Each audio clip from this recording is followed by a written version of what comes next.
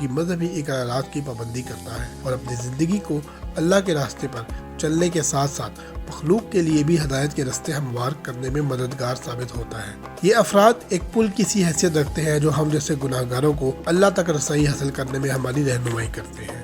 اللہ کے مخلص بندے ایمان اور تقوی کے ساتھ ساتھ اپنی عبادت کرتے ہیں اور ان کا عمل نیکی اور اخلاق پر مبنی ہوتا ہے۔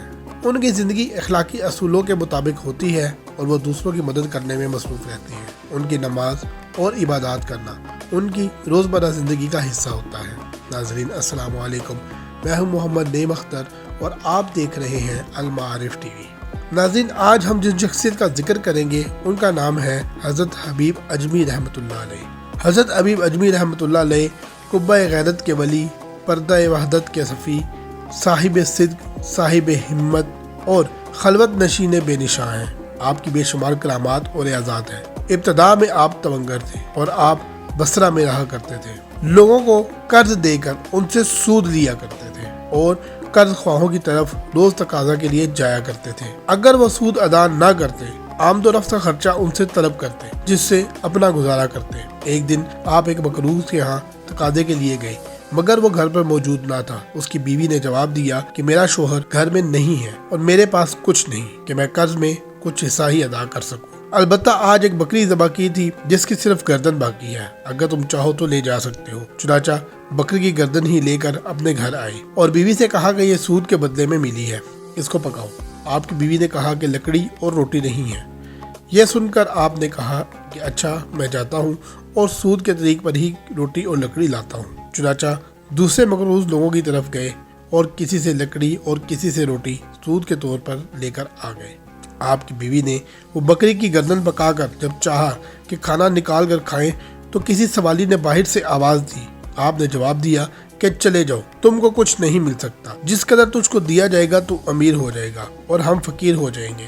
چنانچہ سائل نا امید ہو کر چلا گیا۔ اس کے واپس چلے جانے کے بعد آپ کی بیوی نے سالن نکالنے کے لیے ہانڈی میں چمچہ ڈالا تو قدرت خدا سے وہ گوشت خون کی صورت میں تبدیل ہو چکا تھا۔ چنانچہ اس نے نہایت افسوس اور حیرانی کے ساتھ شوہر کو مخاطب کر کے کہا کہ دیکھ، تیری شوخی اور کنجوسی نے کیا رنگ اختیار کیا ہے۔ آپ نے ہانڈی کی طرف نگاہ کی، دل میں ایک آگ سی لگ گئی۔ اس وقت سچے دل سے تمام بری باتوں سے توبہ کی۔ دوسرے دن آپ مقروض لوگوں کی تلاش میں نکلے تاکہ وہ سود چھوڑ دیں اور اپنا اصل پیسہ واپس لے لیں۔ اس روز جمعہ تھا، راہ میں بچے کھیل رہے تھے۔ جب انہوں نے آپ کو دیکھا تو کہنے لگے کہ الگ ہٹ جاؤ، حبیب سود خور آ رہا ہے، اس کے پاؤں کی گد ہم پر نہ پڑے تاکہ ہم بھی اس کی طرح بدبخت نہ ہو جائیں۔ اس بات کو سن کر آپ کے دل پر ٹھیس لگی اور سارے خیالات کو چھوڑ کر سیدھے حضرت خواجہ حسن بصری رحمۃ اللہ علیہ کی مجلس میں حاضر ہوئے۔ اتفاق کی بات ہے کہ وہاں جا کر جو بات سنی وہ جلدی پر تیل کا کام کر گئی۔ دوبارہ پکی توبہ کی اور واپس لوٹے۔ راہ میں ایک جال والا نظر آیا، جو ہی اس نے آپ کو دیکھا بھاگ نکلا۔ آپ نے کہا بھائی، بھاگنے کی ضرورت نہیں، بلکہ مجھ کو تجھ سے بھاگنا چاہیے تھا تاکہ میرے جیسے گناہ گار کا سایہ تجھ پر نہ پڑ جائے۔ پھر آگے گئے اور اسی راستے سے گزرے۔